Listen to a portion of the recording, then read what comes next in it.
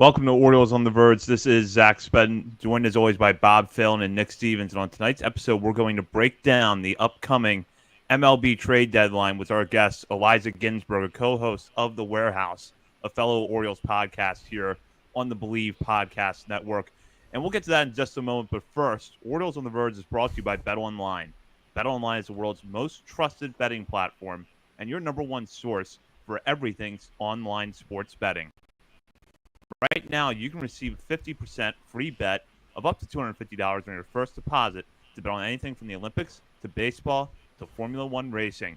BetOnline has every stat, every matchup, and even live odds and spreads while the games are being played.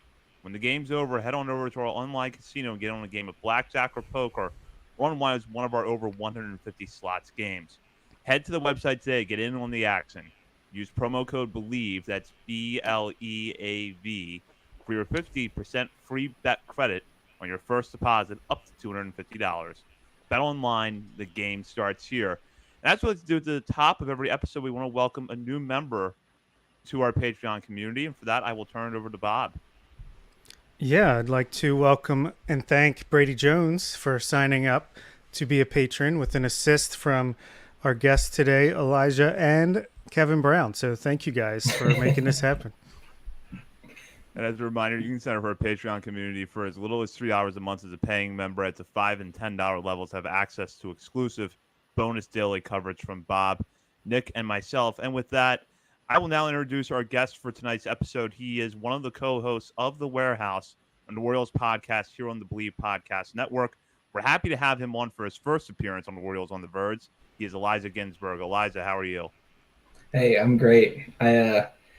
For everyone listening, I was just telling our co-hosts here that the only thing I'm sad about in this instance is that tomorrow morning I'm going to pull up my podcast feed to listen to On the Verge, and it's just going to be me talking back. And that's a true travesty, but really appreciate what you guys are doing here. You do phenomenal work, and I'm glad to be here. Appreciate that. And for anyone that's searching up the Warehouse Pod on your podcatcher of choice, this is the real Warehouse podcast, the only one I recognize. Yeah, so make sure Elijah's one of the co-hosts on the one you download.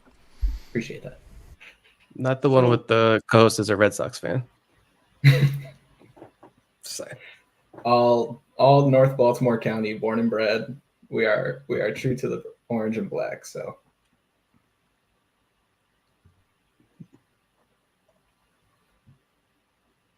Zach Freeze, great timing. On the trade market, as they acquired Zach Eflin from the Rays, as well as Sir Anthony Dominguez from the Phillies as part of the deal for Austin Hayes. That said, we have a good feeling right now that the Orioles aren't finished. It's been clear from reports that they are still looking for bullpen and rotation help. And who knows, they may even add another outfielder between now and Tuesday afternoon's deadline. And with that, I'll let Eliza start this off. The Orioles made two moves to address parts of their roster that were clear weaknesses, the rotation and the bullpen. First off, what did you think of those moves, and where would you like to see them go from here? Yeah, I think the first thing to me, I thought both moves were smart from, I guess smart in different ways. I think that the Austin Hayes trade, he was surplus value on our team. We were not getting his full value from him, using him in this platoon role, and that's because we had better options.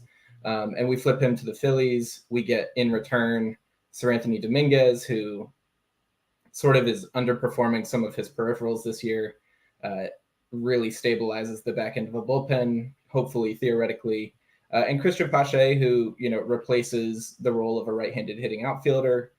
He can go get it in center field. Obviously, the bat lags behind the defense, but multiple years of control. And once again, we're just giving away somebody who was a platoon option for us effectively. So, from that standpoint, it felt like a really unique way in which two top contenders can come together and do something mutually beneficial. And then the Eflin trade, I thought, was really fascinating because it was three guys that we got last year. And we were just able to flip that into somebody who got, I think he was sixth in Cy Young voting last year. So pretty quickly turned that into a lot of value.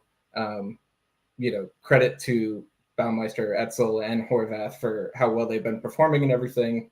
But yeah, anytime you can do that and you can get a legitimate 2 or 3 starting pitcher to fill out a rotation for any contending team, I think you have to feel good about that. So yeah, I think we've taken moves to stabilize ourselves, to fill holes of need, and we really haven't given up much of anything to do so. So all in all, I think it leaves us pretty primed to go ahead and make another move here. Like you said, we've been connected in reports all day to some of the top starting pitchers, to a Blake Snell, to a Jack Flaherty, et cetera, et cetera. So I'm personally hopeful that we do go down the Blake Snell route, and potentially while we're out there, I think maybe even getting somebody like a Taylor Rogers, something to that effect, would really help out, getting some bullpen help as well. So, Nick, you didn't have a chance to join us for the instant reaction episodes on Friday, so I wanted to get your thoughts on this as well.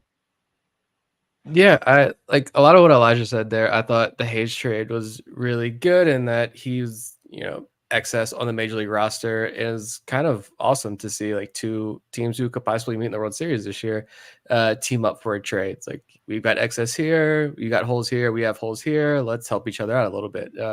Not a trade that, is going to like move the needle, change the World Series odds drastically, but like you took Hayes, who you remove him from the equation, and it opens up more at bats for some of these younger outfielders, some of whom are people have been clamoring for to get more playing time. And you're able to get Dominguez there, who's like a swing and miss bullpen arm that this bullpen desperately needs. He's even, the $8 million option next year is, if he performs well, like that's something. I don't imagine that's like an automatic, no, he's not coming back next year if he pitches well this year and helps his team, especially deep into the playoffs. But, back-to-back scoreless innings he's had for this team since he joined. No walks, 2 strikeouts. So that's been a pretty good option so far. I like it. And Pache, like, yeah, it's, he's got multiple years of control as well, which is awesome. How long is he on this roster? Who knows? But for right now, it's like, he's not going to replace Mateo in that 99th percentile sprint speed, but he's fast. He plays good defense. I think he certainly helps. So there are a lot of guys that Judd Fabian, Enrique Bradfield, Vance Honeycutt are all still in this organization as of right now. So I don't view Pache as like a long-term option, but the focus of that deal is obviously Dominguez, who I think I didn't get to watch that second game he appeared in, but I heard he got a pretty loud ovation from the Orioles fans at home when he made that start, or he made that appearance. But with the Eflin deal, though, like, I loved it, to be completely honest. I was shocked that it was 3 guys from last year's draft class, including 2 of the top 3 picks.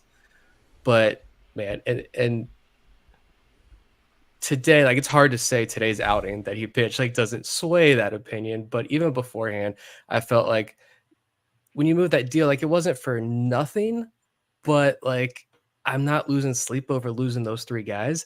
I think a lot of people were pretty hurt, like, oh, the Etzel thing's going to hurt, and I could see him being a thorn in our side. Like, I could see him making Tampa Bay's major league roster, and he being this guy who's like below major league average player, but against the Orioles, he's an Orioles killer, which, that's fine. I wish him all the best, but I've always questioned like what the ceiling is with Etzel. He bucked the trend of like, he got to Aberdeen and immediately just knocked the cover off the ball, but like how much power is truly going to be there? What's his ceiling?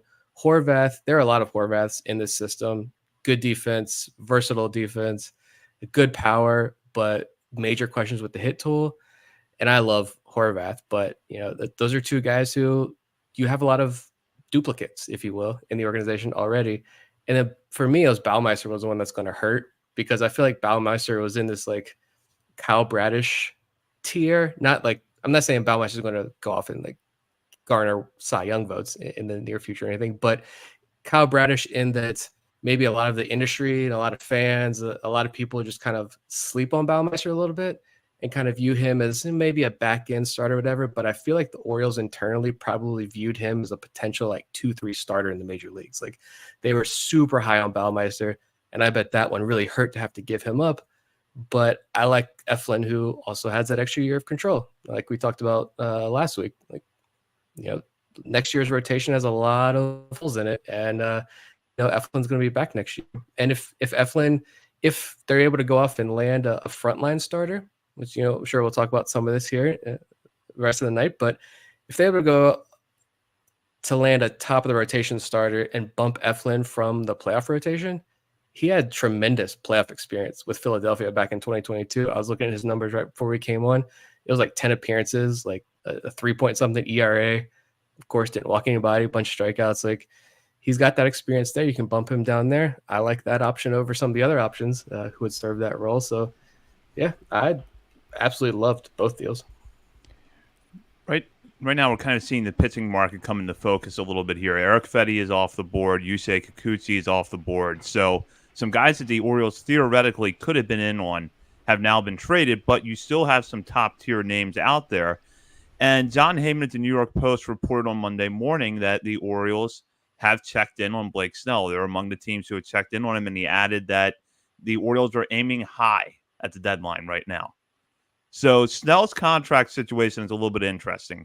He is technically in the first year of a 2-year deal with the Giants that he signed late this offseason. However, he could opt out of his contract at the end of this season. So it's either make $30 million next year in 2025 with the Giants, the Orioles, or whichever team acquires him in the next 12 hours or so, or before Tuesday at 6 p.m., or opt out at the end of the season, test the free agent market again, and hope to have better luck than he did last year when he was coming off a Cy Young appearance. So with the year that Snell is having, kind of a mixed bag. Strikeout numbers are about where they would be, but the ERA has been a little high.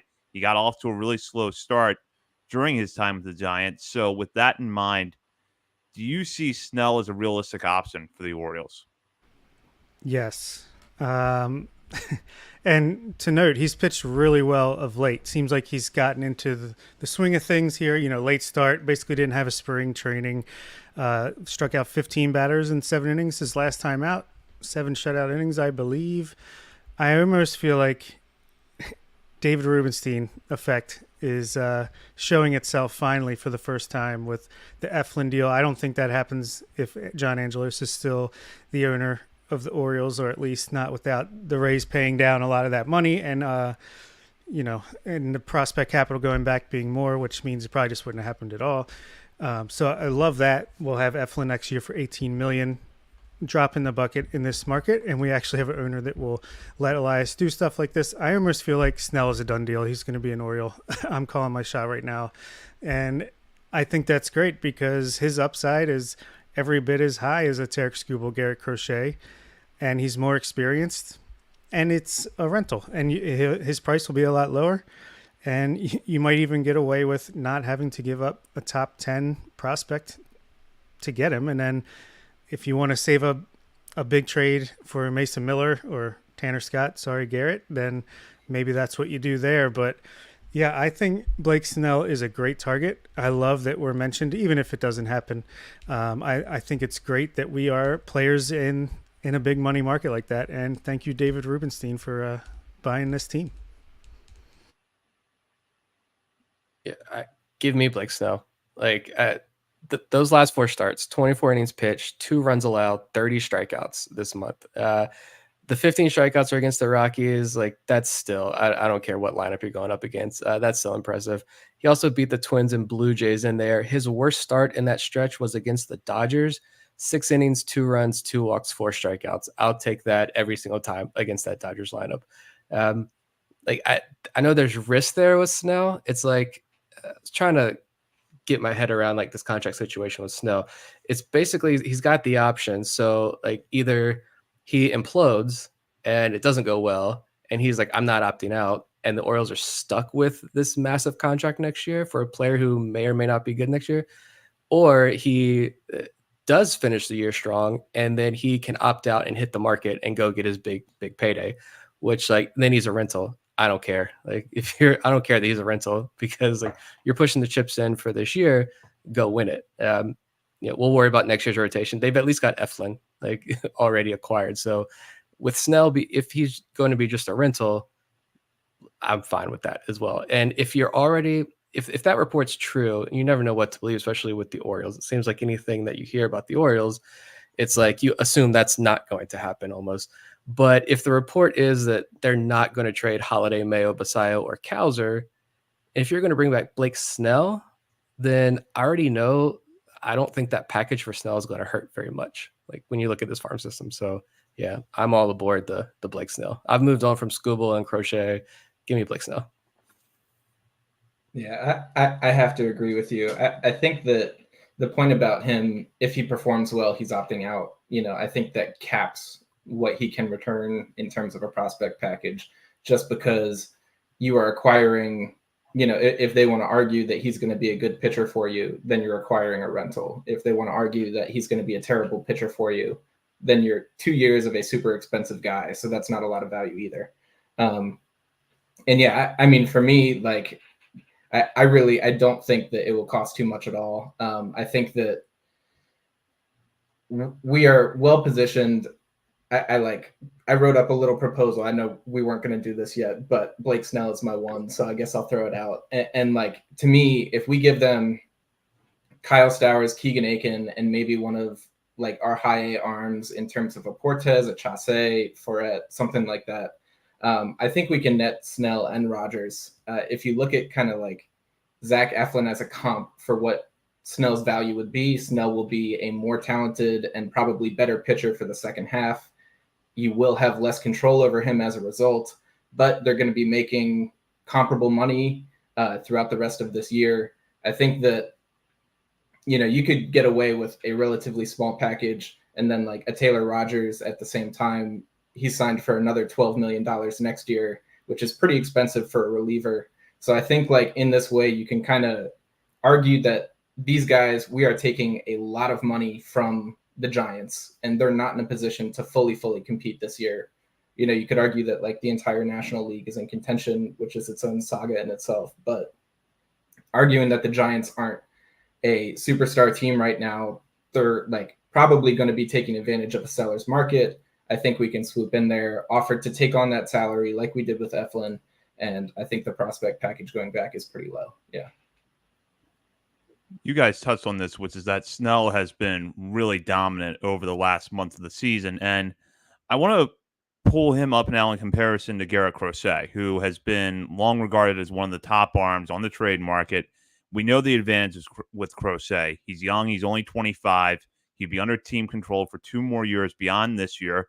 And he's statistically having one of the best seasons of any pitcher in the American League. Yet you look at his splits for the month of July, and he's just kind of been middling this month. He hasn't been bad, but he hasn't been anywhere near the dominance levels that he had earlier this season. And as we've talked about on this show before, there is some risk attached to Crochet because he's already far exceeded his career high in innings pitched. So we don't necessarily have the track record to know what he's going to look like down the stretch. Now, with that in mind, I'll pose this question. Would you rather have Blake Snell for the remainder of 2024, knowing that you could lose him to free agency this offseason when he opts out, but you feel better about the way he's going to perform over the next couple of months and there's more of a track record? Or would you rather go get Crochet knowing that you have him for 2.5 years, but know, too, that there's more risk in the immediate future of how he might perform? It's easy answer for me. I'm going Snell, and I hope he opts out. I hope he performs really well, sets his market super high, let him go, and then spend the money bringing Corbin Burns back or getting somebody else. We have the money to be able to do that now, or just trade for Crochet in the offseason instead. Let's do both. Why not both? Yeah, it's Snell for me. I know Crochet had said that he's not going to pitch in the playoffs unless he's agreed to an extension. Maybe if that's part of the deal, then maybe I would change my mind. But for now, just let's ride Snellzilla and Corbin Burns and Grayson Rodriguez with a wicked top 3 in the rotation. Yeah. And I noted too, like if you look at the Orioles schedule the rest of the year, like I don't know how much is going to play into it. But first of all, Snell's got the experience in the AL East. So he's pitched in all these AL East parks before. He's the lefty who's obviously going to play much better at Camden Yards. But like a big chunk of the Orioles' rest of the schedule is on the road in the AL East, which he's going to be very familiar with, and they play the Dodgers, Rockies, and Giants. So teams he just pitched against. Again, I don't know how much that plays a role into it, but if that's the type of package it would take for Snell that Elijah suggested, like, I'm driving them to San Francisco myself. I will literally drive across the country with those guys. 3,000 miles. Yeah. I think Stowers, it was I think his agent has been all over Twitter, like, trade him now, which is interesting. She's been pretty open about moving Stowers. And I don't think that's bad. Like, from our perspective, we're sitting here like, oh, Stowers, that's it. Aiken, that's it. But like, what if Stowers can be like that, I don't know, maybe not a cleanup hitter for the Giants, but like a 5'6" everyday outfielder for the Giants. Like, if another organization like San Francisco specifically values him like that, that's fantastic. And I wish him all the best. And if you lose, and if he does emerge as that type of hitter for San Francisco, and we only get Blake Snell for these last 2 months or so of the season, I'm still okay with that, because this is like a high ceiling move. Like, Jack Flaherty would be okay, like, that's fine.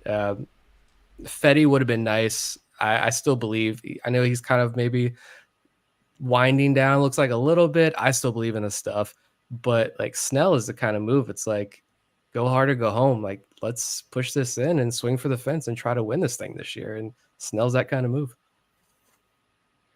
The reason I went for Stowers instead of somebody else is because I did notice that Michael Conforto is on the last year of his contract. And then Mike Yastrzemski, another left-handed hitting outfielder that they got from the Orioles, he's just 2 years away. So, I think they're probably going to be in the market. I think like a cost-controlled outfielder would be really appealing. Obviously, he's somebody you can plug in right away. But yeah, I mean, Snell, like, I think that his starts are not very fun to watch because, he's got this incredible stuff, but it's all over the place, quite frankly. And so he will walk a bunch of people and he will strike out a ton of people. And it's not a lot of balls in play. It's not a lot of action. It's what MLB has been trying to get away from for years, is, the three true outcomes, so to speak, but in pitcher form. So I think that he's going to be frustrating for us. We see Orioles Twitter reactions to Craig Kimbrell coming in and walking 2 and striking out 3. And they're not positive, but, Snell, like, as we've talked about, 6 innings, 15 strikeouts. He struck out 2.5 guys every 3 innings for a full 6-inning start. It's just, the stuff is so incredible when he is going the way that he can be. And so I'm on that train too. Would be interesting to throw Blake Snell and Zach Eflin back to back, like 2 diametrically opposed starting pitchers. One right-handed guy who doesn't walk anybody, and then a left-handed nibbler that will walk everyone and strike everyone out at the same time. So Nick mentioned Zach Flaherty. We've talked about Garrett Crochet a little bit. Do any of you think that there are perhaps less obvious names on the starting pitching market that the Orioles could pursue? Because I think one thing we know with the Orioles is that when they make a move, it seemingly comes out of nowhere. I don't think anybody was expecting to see the news on Friday that Austin Hayes had been traded. The Corbin Burns trade came as a surprise when it happened. So I don't rule out the possibility that the Orioles acquire someone that's not really being talked about much in the rumor mill. So do any of you have thoughts if there's a starting pitcher out there who would fit that profile? Bob raised his hand. Luis Castillo of the Mariners. He's been on my radar for a while. I think the contract that he signed after getting traded to the Seattle Mariners makes his value a little, again, just if you can eat that money. And Seattle, it seems to be a market where their budget is pretty, or they're willing to spend about what they've already spent. And if they want to make other moves, they might want to free up some money there. They have great pitching already without Luis Castillo, and they need offense bad. Maybe there's a match there with Ryan Mountcastle or Cedric Mullins. The report was that the Orioles would rather trade those guys than some of their prospects. I could see something like that. And that report that we don't want to trade Mayo, Basayo, Cowser, or Holiday, which I loved. That was the best news I read all day. They didn't mention Westberg. They didn't mention Kerstad. If a Tariq Skubal trade is there, I do wonder if it could be built a little bit differently than a lot of people would expect if it were to happen. But I don't expect that to happen. I think it'll be Snell and a reliever and maybe a right-handed hitting outfielder by this time tomorrow, or by the time when we're recording this. I think that could be the case. But I'm not ruling out a Luis Castillo, a Tariq Skubal. Trying to think of one more, but I'll keep thinking. I don't really have any other targets. I don't know if you've thought of any other guys, Elijah. Yeah, honestly, what I was going to say was just any of the Seattle starters. It seems like over the offseason, Dipoto seemed very not willing to deal from that surplus that they have. But I think there's just an under the radar case for they still have this surplus and they're still in dire need of some offense. So I think there's still an avenue there. Whether it works out, nobody knows. But pretty much any one of the starting pitchers would be welcome to me. Yeah.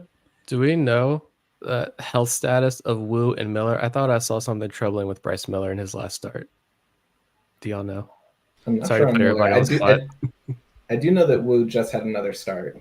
Like he had been hurt and just came back. So I know that Wu has a tight hamstring every other start. He seems like he's always fighting through stuff this year. So I still like him a lot as a talent, but yeah, he seems to always be banged up. Luckily, it doesn't seem to be anything too serious, but I haven't heard anything on Bryce Miller. Yeah, I feel like I keep seeing Mariners stuff, but they keep trying to throw Emerson Hancock at us, and I'm just like, I don't know about that one. But yeah, Seattle would be interesting. I do wonder if they haven't really made a move. I was looking at this. They updated this Kikuchi trade. It was Jake Bloss, Joey Loperfido, and Will Wagner. I don't know who Will Wagner is, but that's definitely a bigger deal. Loperfido is pretty good. Yeah, I didn't know Loperfido was in that deal until now. So I don't know. That's why I keep going back to the Eflin deal, and maybe the willing to eat a little bit more money, take on a little bit more salary. I feel like if this is the direction the Orioles are going to go in, and it's very clear that they are going to try to greatly increase the talent on their roster very creatively. Well, creatively from an Orioles perspective, because we never do this. But this is the avenue that they're going to try to take. And so I don't imagine is that Eflin deal, that prospect package, going to be the biggest prospect package we see them make this deadline? I think it probably is. That was what it hurt them. But they know they got to make a move like that. And so now the focus is going to be on maybe taking on the Rogers contract to get Snell and make that package a little bit lower. Is it going to be trying to make one of those moves with Seattle, which would cause, moving on from Mullins and or Mountcastle, one or the other in that deal? I don't know. It's going to be Seattle, and it's going to be 1 a.m. Eastern time that everyone's going to start blowing. I'm going to get at everyone on the Discord notification. Hopefully this time it's a real notification. Yeah, hopefully Ben Dorst is not the one doing it. I'm calling you out by name. Yeah. But yeah, I don't know. It's going to be interesting to see how this shakes out, especially seeing these trades today. And the prices, I feel like the prices were palatable up until this point, and then now you've seen the prices go up and up. So, which is another reason I was happy to see the Orioles just jump the market a little bit and get in early. So at least if the prices get too high, you can say, look, we got a starter and a reliever. We'll be content with that. I don't think that's going to happen, but the option is there. I thought of a couple more guys. What about Reed Detmers from the Angels? You can fix him in a heartbeat. And I wouldn't be shocked if the Orioles still traded for Jesus Luzardo. Not necessarily for this year, because obviously he's on the IL. He's been banged up and mixed performance anyway, but maybe that's a guy they think that they can buy low on now, and then hopefully he can bounce back next year. But just an idea. One name that I will throw out there is Jameson Taillon, and I don't love his contract, so I'm not advocating for the Orioles to do this, but he is having a good year. And the Cubs, I can't quite tell what they're doing at the deadline because they're sort of selling, but they're sort of buying. But regardless, I think that they're showing a need for position players that have a couple of years of team control left that can have an impact at the major league level now. So you put a Kyle Stowers in a package for Tyone, you offer to take on most or all of Tyone's contract, and I think all of a sudden that could become an appealing option to the Cubs. And just to break that down, he's owed $18 million each of the next 2 seasons after this year to round out a 4-year deal he signed with the Cubs before last season. Again, I'm not a huge fan of his contract. I didn't particularly like that move at the time the Cubs made it, but he has pitched well there. So if you want to look at how it would affect the Orioles the rest of the way, he would definitely make the Orioles better down the stretch as long as he can stay healthy. Detmer's like, yeah, that's probably more of a long-term play, but like, couldn't you just bring him back in the bullpen right now and be a fastball slider guy out of the bullpen, like a left-handed bullpen swing and miss option for you, like down the stretch, and then we'll worry about stretching you out and worry about maybe competing for a rotation spot next year. I like the Detmer stuff. I'm very intrigued to see where he goes, mostly because I like some other guys, I spent a lot of money, invested a lot in Reed Detmers this year, and that did not return any value. So I'm intrigued to see where he goes this year, but or what kind of deal, what kind of package would it take for Detmers? I don't imagine that's even like a top 10 guy in the system, but I don't know. Frankie Montas just went to the Brewers. Sorry. I'm okay with that. Figured. I just think that Detmer's commentary is absolutely hilarious because it's a situation where pretty much like the 15 best pitching dev teams all said, I know that guy sucks for you, but trust me, if he was on my team, he'd be really, really good. So, it's just kind of insulting as a whole concept to the Angels, I think, and kind of speaks to where they are as an org. But yeah, I'd certainly be down for Reed Detmers. I'm not sure that he really changes like the playoff rotation outlook or anything of that sort, but I think he's a definite option for next year. And theoretically, yeah, lengthens that rotation next year, which would be great. And to get back to Ty and Zach, I wouldn't mind that either. Again, I think we could do a little bit better, but if the prices are too high or some other team outbids us for a Snell, et cetera, I would not mind that at all, to have him as a third, fourth starter. And again, he'd be under control for another year or two after this one. So wouldn't hate it. I just saw another name. Oh, if the Rangers are, I don't know what they're doing today, but if they were to say lose today and they decide, maybe we could sell a little, maybe Nathan Eovaldi, I think would be nice, get that playoff experience. And then he's got some questionable thing with an option for next year, I think, if he hits a certain innings limit, but there's plenty of guys out there. Nick Martinez, I know that'd probably be more of like a bullpen thing, depth thing, but there's a lot of guys. I think this has been a fun trade deadline already, and I hope tomorrow is just bonkers. So I think now we'll move on to the bullpen. Eliza brought up Tyler Rogers as a possible target for the Orioles, and we're hearing a lot of speculation, not just about the Orioles, but pretty much every team that's in contention right now seems to be looking for bullpen help. And it seems like there are a lot of bad teams this year who happen to have multiple good relievers in their bullpen.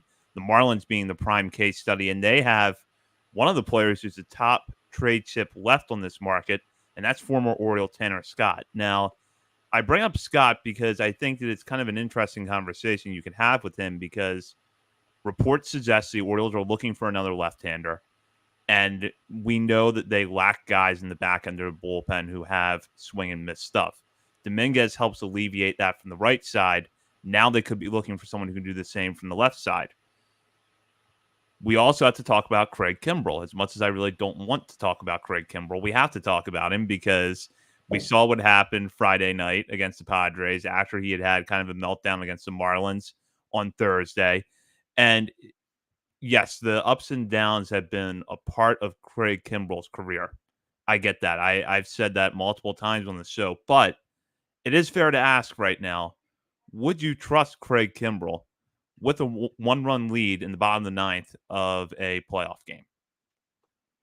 And to be fair, I wouldn't trust anyone not named Felix Bautista at this point. So that's fair. But should the Orioles be looking for someone that they could plug into that closer's role at any point, or should they really just focus on high leverage? Don't worry about trying to replace Craig Kimbrell. Stick with him as your guy as long as he's healthy and able to pitch.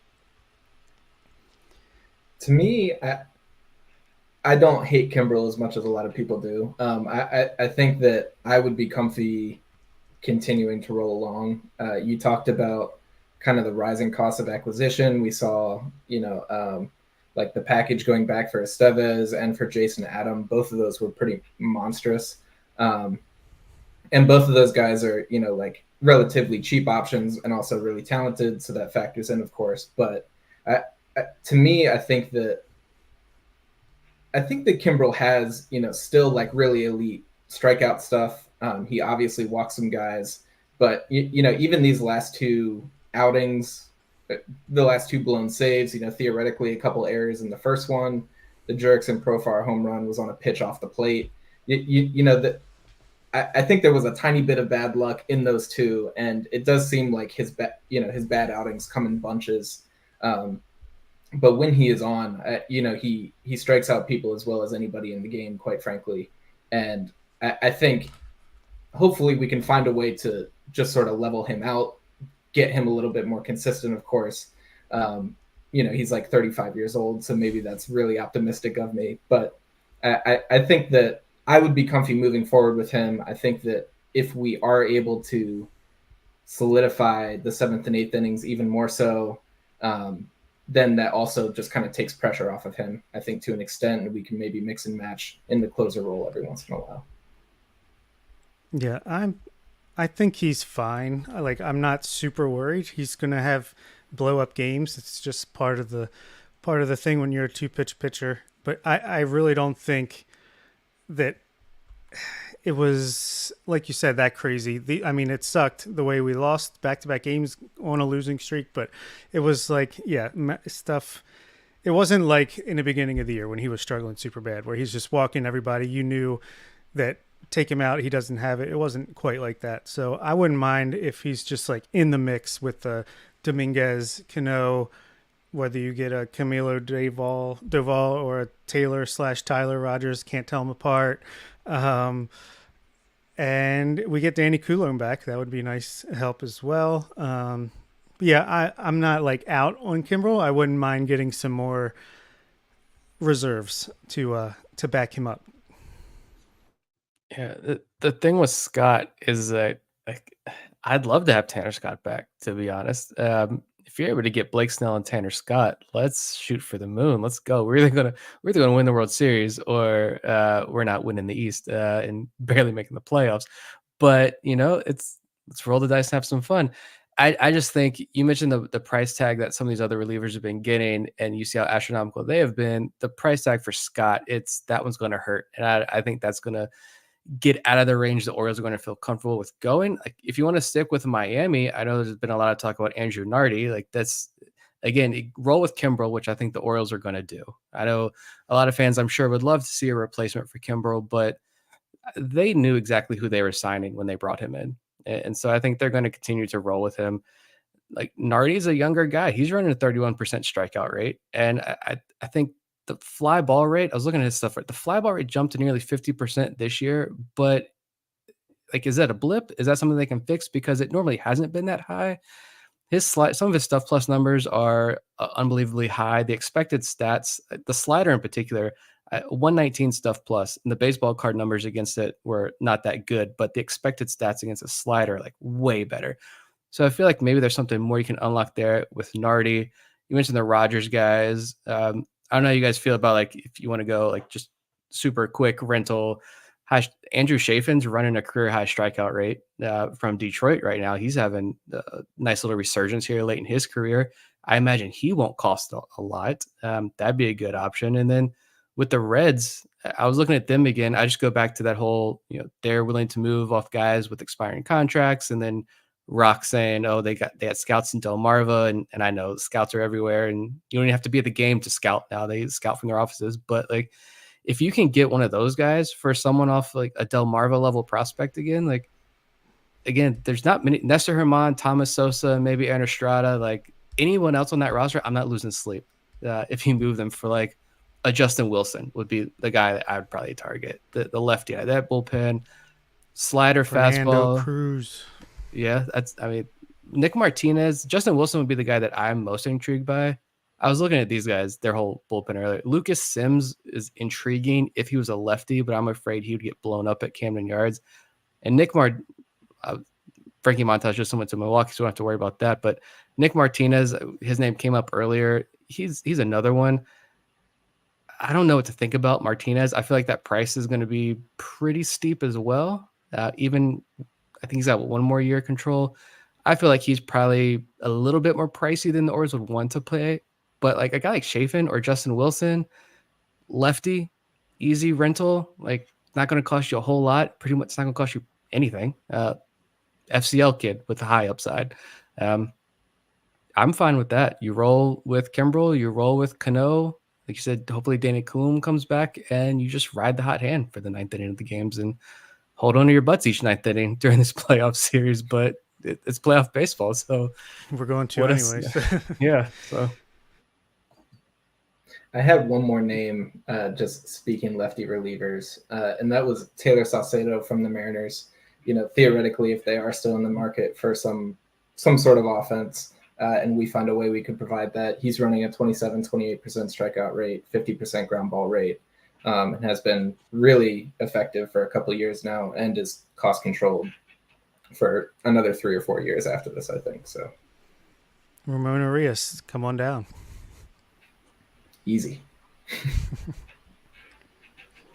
So I think now Bob told us before we came on the air that he was ready to break out the simulator for tonight's episode. And I think that this is a good time for the four of us to just throw out any trade idea we have. It doesn't have to be for a starter or reliever. If you think that the Orioles should go get a position player that no one has talked about, now's your time to suggest it, and we can run it through the simulator and see if it can stick. And I'll, since Bob is the one that brought this into the show, I'll let him start. Oh, great. Let's see. You'd think I'd be more prepared. The Twins, I heard, are like really hurting for money.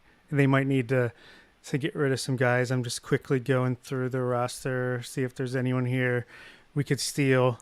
Take Byron Buxton. Yeah, fourth outfielder. I think he's a right-handed hitting outfielder. Yeah. There you go. Carlos Correa, anyone? Nah, I think the time has passed there. Yeah, I should have prepared. Joan Duran, there's your closer issue solved there, if you could pry him away. So I'll say Duran, it says he's only worth 15.1, so that sounds feasible. I'll do Duran for Connor Norby, and let's go Cade Povich. And it says we're giving up more value than getting back, so done deal. I'd be shocked if the Twins took that. I won't lie.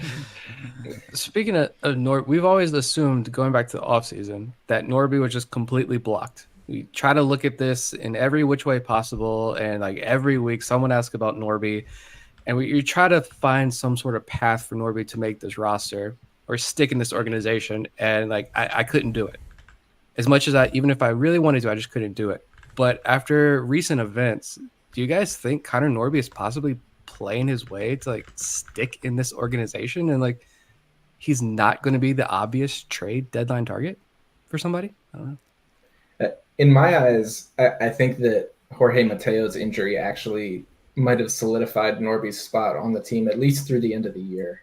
I think once Holiday comes up, once Mayo comes up, he's eventually going to get forced out. But I think that, we're in a situation where, with Norby covering second and Urias covering third and Westberg just bouncing between the two, we really do not have the middle infield depth that once was a strength of our team. So yeah, I think Norby is definitely with us through the deadline. And I expect him, maybe if we consider Holiday ready sometime in September, we option Norby and just use him as maybe off-season trade, something of the sort, or maybe maybe we can find a little spot for him in a reserve utility sort of role. Yeah, I agree. Between the Mateo injury and Hayes being traded, and Norby plays second base and corner outfield. I mean, he's a right-handed hitter with some pop. I know he's kind of struggling right now in his next time up, but he's a super solid player. His approach seems better this year, walking a little bit more. So, yeah, I think he could certainly, like Elijah said, at least through the end of this year, maybe use him in the offseason for a trade, or maybe he sticks around and finds a way to be a role player on this team for a while. Yeah, I agree. I think at a minimum, I look at it this way. Now the Orioles have to think a lot harder before they move Norby. It would have been one thing if Jorge Mateo had kept up the pace he had earlier this year, and they felt like they could play him at second base in a platoon role. But his bat had been dropping off before the injury. I don't really expect it to come back when he returns. And at that point, he's your defensive replacement pinch runner in the playoffs. He's not going to get at bats. Norby could be your bat at second base. Not to mention that maybe you start to, he did play some outfield in Norfolk. I don't want him in left field at Camden Yards, but you could start to work that into his game a little bit and make it so that even if he's not going to be your everyday second baseman next year, there's a chance that you can find a spot for him in the field most nights, or his versatility makes him more appealing to other teams looking at him as a player they could get back in the trade. Yeah, it's a good point. And it's kind of like a pet peeve of mine that everyone's saying, not everyone, but people are saying the Orioles hoarding their prospects. Like, this is another example of these things work themselves out. Like, Connor Norby was completely blocked, and now an injury and a trade later, it's like, oh, there's the breathing room he needed to, make his mark with the Orioles or whoever. And also, it's not like Joey Ortiz's value was hurt any by being stuck at AAA last year. He's still there. You go. Still got us Corbin Burns in the offseason. So, yeah, if you want to say the Orioles are hoarding prospects, then I'm all for it. And I see that too. And you're like, oh, he's just sitting in AAA. It's hurting his value. I'm pretty sure John Mioli, last time he was on, he addressed that. And he was like, that's not a thing. Like, other teams have scouting reports on those guys. They understand what type of player he is. It doesn't matter if he's in AAA or the big leagues. Like, they know what they're trading for. So, like, even if Norby was still stuck in AAA, he still could be an offseason trade piece down the road. My only other thought was Kerstad. Since you mentioned those names that supposedly the Orioles aren't trading, like, is Heston Kjerstad going to be an Oriole after the deadline? That's the only other thing I was thinking about. And obviously the Santander situation is the big, key in all of this. But I almost wonder if, is Kjerstad going to be the guy that they end up moving? I don't know. Yeah, I think he would be the biggest trade chip moved if it were to happen. If they're probably trying to get the Tigers to take a Skubal trade that is led by Heston Kjerstad instead of him being a secondary piece. Same with Crochet potentially, and maybe as soon as we get a firm no on that, then Blake Snell come on down. But yeah, I could see Kjerstad potentially being traded as nice as his bat is and as ready made of a replacement he is for Santander, whether it's in 2025 or 2026, depending on the qualifying offer, or maybe even an extension. I mean, Santander is playing out of his mind. Yeah, maybe if they say, all right, well, we're going to sign Santander to a 3-year extension, Kjerstad, you're expendable at that point, and you can get us something good. I don't know. Yeah, there's a lot of options there, which I'm sure Elias both loves and hates just because of the decision-making and tough choices. But, yeah, I could see it. Yeah, I agree with everything you guys have said. I'm not going to, reiterate all of it, but I think that the biggest thing that Kjerstad has against him is just that he is so defensively limited. He cannot play left field long term for us, at Camden Yards because of how cavernous it is. So yeah, it does seem like going forward from this year, it's a decision between him and Santander. And quite frankly, Santander is a proven bat, and Kjerstad, as talented as he is not as much so. Kjerstad does have, I don't want to say he was a bad hitter against lefties in AAA this year. That's certainly not the case, but I think it was something on the order of 2 of his 16 home runs came against lefties. So there are some platoon splits there. We have largely protected him in his short time in the majors, and how that translates into somebody who can hit 30 home runs spanning both sides of the plate like Santander. It's tough to say that Kerstad will be able to really replace that production and have any kind of confidence in it. I'm going to go back to the simulator here because I want to see what Bob can find out for me. I want to put together a package for Andrew Chafin. I think that does make All right. sense for both sides. Orioles get a lefty that can strike guys out, rental. Tigers trade him before he hits free agency. He is valued at 0.7, probably just because relievers, their value is low as it is. And it's a rental for 2 months. And obviously, I think you can inflate the price a little bit, being the trade deadline surge pricing. Who did you want going the other way there? So I think the Orioles are going to try to clear their Rule 5 logjam in this deal. And Trey Mago could be an appealing option to the Tigers because they could probably plug him into their bullpen now and get a head start to try to be a little bit better in 2025. And then because I agree with you that I think it is going to take more than what the trade simulator suggests, I'll throw in Alex Pham, another Rule 5 eligible guy who is actually pitching really well right now after a slow start to the season. And to my way of thinking, if you're pitching successfully as a starter at Double-A, you at least still belong in the conversation of can you start in the major leagues. So you give the Tigers an opportunity to get a guy they could develop maybe into a back-end starter or a quality reliever. Yeah, it should work. Alex Pham says he's worth 2. And again, if the trade simulator, I think it does really well with major league talent, like established major leaguers. I think it's pretty fair and accurate on minor leaguers. Not quite. I don't think it's as up to date. It's lagging behind on the value of these guys. Trey McGow says 0.3, Alex Pham 2.0, so 2.3 for Andrew Chafin should work, even if you want to adjust those up or down in either direction. Be pretty cool to trade a minor league Rule 5 guy and a late round reliever who you turn into a starting pitching prospect for a decent reliever at the deadline. That'd be pretty cool. So yeah, I wouldn't hate that. That got me thinking. Sorry if I'm just drawing this on here, but if you're gonna like, I don't see them moving Povich or McDermott unless some big deal with like Skubal or Crochet happens, maybe. But like, would you all be okay for relief help if it was Trace Bright level starting pitching prospect again, like straight up one? Just Bright for if you could get a major league reliever for it. It'd probably take more than that. But if that could be the deal, is that because you already traded Baumeister, is that too much or? Yeah, I think that's the first place that my head went is kind of the like low to mid minors pitching depth. I think we took a hit with Baumeister. I'd be intrigued by it, but I think that right now, assuming that McDermott and Povich graduate early next year, there's like it's going to leave AAA pretty barren. There is Brandon Young, for example, but I think, yeah, I'm inclined to say I would want to hold on to him for a reliever. But in a deal where there is some controllable starting pitching coming back, then yeah, I think it's pretty easy.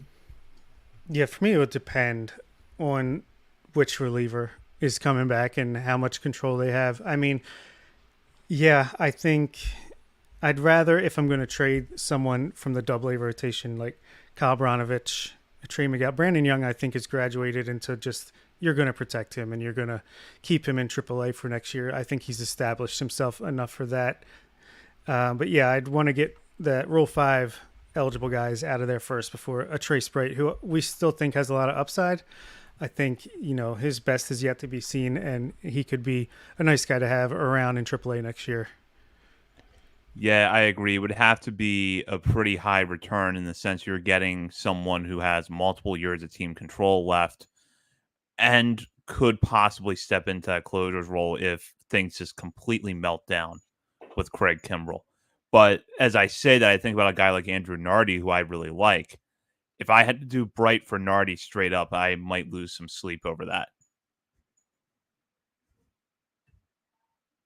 I don't know. I don't know if the Eflin trade just kind of like loosened things up for me, and I'm just like, I'm not like let's unload the farm here, but I felt good after that trade. I'm just like, I don't know. I have a feeling that my tolerance is gone up a little bit with moving some of these prospects, to be honest. But it's good to see like that we're going to keep our top guys. But I don't know. I'm a big believer in the pitching development. That if they're going to be able to get pitching in return, I'm willing to move on from some more of these pitching prospects. But yeah, I do the Rule 5 guys, and there are some others too that I don't think we mentioned. I don't even know if Bronovich is healthy. Apparently, he's only IL. Oh yeah, that's right. But That's right. I didn't see anything else. I don't know. Minor league injuries, we have no idea half the time. I feel like they only give us information about minor league injuries if they get removed during a game because they know people watching and we're going to see. But if they can hide it, then they're going to hide it. But yeah, those rule. I don't know. I do feel like maybe the bullpen help eventually just becomes moving on from the Rule 5 guys and like another Fujinami type trade. I wonder if that's the route they're trying to go with the bullpen. But I do understand your point though about the Eflin trade, where it's like, oh, it's okay. We traded 3 guys I liked a lot, and it's okay. Like we will survive. It is nice to know that they're willing to do that, and I think we can survive, especially. Like I said, I'd rather trade from our depth when it comes to this top farm system than from the very top, if we can avoid it. Yeah, I think one quick note on that is, to me, like we all agreed that Baumeister was the one we think is going to hurt eventually out of that trade. I think that's because we just, we print these position players on trees. It's like, it seems like we have such a surplus of them. Nickerzak, one of you alluded to Mac Horvath, just being somebody that we could get another one. And so, to that effect, it feels to me like if there is a way that we can shovel position players into these other teams' mouths rather than a Trace Bright, I think I'm always going to prefer that. And I think with our position player prospects, I am, as you say, loose with it. I feel very, very comfortable trading really anyone in single A, double A. yeah. Oh, you traded Joe Fabian. Oh no, we got Enrique Bradfield. Oh no, we got Vance Honeycutt. Oh no, we got Austin Overd. Oh no, like you're just one after the other. Exactly. Hey, we don't have Vance Honeycutt yet. He's not signed. Yeah. Relax. He's going to sign, people. With that, any other ideas here for the simulator while we have it pulled up here in the last few minutes of the show? I guess I'm curious with mine. I had said Snell and Taylor Rogers for Stowers, Aiken, and your pick of Cortez or Chase. All right, let's see. We'll go to the Giants. We'll get Snell up here. He is 5.5. He's worth. Or no, wow. I was way off. 0.4 with his contract. Yeah, that's what they say. I guess they're also treating him as a rental, an expensive one. And then Taylor, what is his last name again? Rogers. It's just ROG, not DG, if that's what was getting you. Yeah, they have Tyler Rogers is worth 0.2. Taylor Rogers is negative 11.2. Wow. Because of his they really contract don't like situation. His contract, They right? don't like it. Wow. So the Orioles, Aiken. I had Aiken, Stowers. Although at this rate, they're in negative value, so we might not even need to do Aiken that. is worth 11.6 somehow. It's just cost control over a mid-tier reliever, which makes sense. Maybe Doval instead of Rogers. Yeah, right. Upgrade me. Yeah, let's go to Doval instead. He's under control for 3.5 more years. He throws gas. He's worth 16.1. So, yeah, this seems good. And then back to the Orioles. Stowers is the next page. 0.1. And what was the third piece? Cortez or Chase. I'm not sure if they're really in the system even. Chase, I know, is in here. He's worth 2.3. So we are at 16.5 coming back to the Orioles with Snell and Duvall. 14.0 going back to the Giants. I'm sure we can make up that difference though. It's close enough. So it seems like a trade we can make work. Let's do it. Yeah, I think So they're undervalued. easy. I think You they're said trades were undervaluing. hard. I think they're undervaluing Snell a little bit. I mean, yeah, I don't know. He's one of the best rental pitchers on the market. I just can't see him. With 0.7 or whatever it was. Yeah. I know the contract isn't great, but yeah, he'll command something on his own. Oh no! What if you had Ken to switch up? Rosenthal's reporting something here in our YouTube channel. Man, You guys are not going to make the playoffs. Darn it! He's going to get scooped on the next trade that happens if he's hanging out here. What if you had to switch out Kerstad and Kyle Stowers? Do you still make that deal? Do you think the Giants still make that It's deal? tough. I think the Giants would do it in a heartbeat. Yeah. I think we would need some money coming back in that sense. To me, there is like significant risk just in the volatility of relievers. You're taking, I think, $16 million for a year and a half of Rogers, and potentially like a $38.5 million contract in Snell for next year. I have to say that I would want a little bit of money coming back if it was Kerstad, and that's more like, for me, a commentary on how much I personally value Kerstad as opposed to anything else. Yeah, money or Kyle Harrison. I don't know, but Kerstad worth 34 on the old simulator there, so 33.9 more than Kyle Stowers. So a couple of things I'll note about Snell. One, to address a question we had earlier in the show in the YouTube comments. No, the Orioles would not be able to get draft pick compensation if Snell signs elsewhere in the offseason. Players have to be with the team for a whole season in order for that team to receive draft pick compensation. And then Snell's contract for this year is $15 million plus a $17 million bonus that is reportedly not transferable to another team. So the Giants would still be on the hook for the $17 million. With that said, though, I agree with Elijah that if you're going to absorb Rogers' contract in that deal, I would want them keeping a good bit of that money on the books or sending money over to the Orioles if they are going to include Kerstad. And with that, now we'll wrap up with this. Just one thing you guys think and or you really want to have happen tomorrow. And I'll start with Elijah.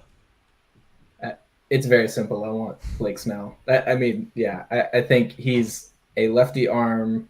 It obviously will play well in our park. He's got power stuff. He can take over a game and just completely shut a team down for 6 innings in a way that very few people in baseball can. So Blake Snell is my guy. Yeah, that's the dream at this point. I would say at least I want another swing and miss reliever, a guy who you feel comfortable if you need to put him in the 9th inning because Kimbrel's just not going to have it, or he's pitched back-to-back days or whatever. Like I want that other swing and miss reliever. It doesn't have to be Tanner Scott. It can be, like we talked about, Chafin. It can be one of these other guys who's not going to cost as nearly as much, because I think people are going to be astonished at what Tanner Scott commands. At least I hope for the Marlins' sake, they get a pretty big haul for him. But give me the big swing and miss reliever at least. If I've been going back and forth, like if a trade is not able to be materialized for another starter, do I still feel comfortable with Grayson Burns, Corbin Burns, and Zach Eflin playoff rotation? I don't know yet. I would prefer another top end starter like Snell, obviously, which is the dream, like I said. But as long as they can help address the bullpen, I think I'm going to be okay. If that's all they do. But I think Elias is cooking up something else. I think there's going to be one more big deal, or you're going to hear like it came down to the wire and it was extremely close, which I know Orioles fans don't want to hear it at this point anymore. But I think he's got a couple irons in the fire that something big could potentially happen here in the next couple of hours. I agree. What I want is Tariq Skubal, headlined by Kerstad, not giving up any of our big guys, but don't think it's going to happen. So I think we'll get a starting pitcher. Hopefully that is Blake Snell. That's the number one on my list there. I think we'll get a reliever, whether it's Tanner Scott or someone more off the radar like Andrew Chafin. And I think we'll get like a Kevin Pillar / Harrison Bader, someone along those lines, a right-handed hitting outfielder who can play center field to share time with Mullins and Kowser. And I think Ryan Mountcastle's gone. Sorry, Ben. Yeah, that Mountcastle being traded would not shock me at this point. I do agree with Bob that I think we're going to see a move for an outfielder, just because it feels like the Orioles are set on that. And while Pache is really good defensively, I think they strictly see him as a speed and defense oriented reserve player who's not going to get a lot of at bats. And then if they do trade, Kerstad or Stowers, that actually is going to create an opening in the outfield. So my prediction for tomorrow, I think they're going to acquire a starter that's at least their number 2 in the postseason series. Even if it's not Snell, it's going to be someone they slot in behind Burns as their number 2. And I think the reliever will be a rental, someone in the Chafin mold that's not going to cost them as much in terms of prospects and who they'll only have for the next half season, but that can be acquired without having to dip into the top tier of your prospects, rankings and make the bullpen better down the stretch. I like it. And with that, that does it for tonight's episode of Orioles on the Verge. Eliza, thank you so much for joining us. I'm sure that a lot of our listeners are listening to your show as well. After all, we are on the same network here at Believe, but let our listeners know what you and your co-host are going to be working on for the trade deadline. Oh, you're muted. Welcome to the club. Happens every time. You try to be respectful and you end up I just uploaded our primer episode earlier today. I think that I guess I can just generally say, we try to put out a couple episodes every week. We are not as prolific and productive as you guys are, but we put out a couple episodes every week, and assuming that some trades go down tomorrow, we will definitely have some content out on that. I don't know. Yeah, you can get us wherever you find podcasts. It's the Warehouse Podcast. And yeah, I really appreciate you guys having me on again. This was awesome. We definitely appreciated your insights, Eliza. You can go check them out over at the Warehouse, part of the Believe Podcast Network. And we'll probably have some coverage for you as well if a deal does go down. And of course, we'll be back on next Monday night regardless. But in the meantime, you can check us out on our many social media channels, including Facebook, Threads, Instagram, X, and YouTube. We're also over at Substack, OriolesOnTheVerge.substack.com. And while you're browsing around the internet, be sure to join our Patreon community, which you can join as a paying member for as little as $3 a month. For Bob Phelan and Nick Stevens, this is Zach Spedden. You've been listening to Orioles on the Verge, presented by BetOnline and part of the Believe Podcast Network. Believe, hon.